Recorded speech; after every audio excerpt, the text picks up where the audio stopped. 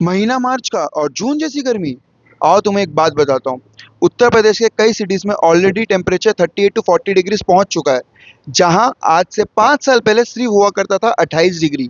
और सिर्फ इतना ही नहीं, ह्यूमिडिटी भी 40 से 50% तक पहुंच चुकी है, जिससे गर्मी ज्यादा फील होती है, जिसकी वजह से हम ये सोचते हैं कि एसी चला लेंगे तो सब ठीक है। पर सच ये है कि नेचर को कभी एसी लगाया नहीं जाता। इसीलिए अभी से कुछ सिंपल चीजें जरूर फॉलो करो, जैसे कि ज्यादा पानी पियो, डायरेक्ट सनलाइट अवॉइड करो, पेड़ लगाओ और इन्वायरमेंट को बचाओ। वरना ऐसा ही चलता रहा तो किसी दिन तुम्हें धूप में चक्कर आए या स्किन पे रैशेस हो, कुछ ठीक नहीं है।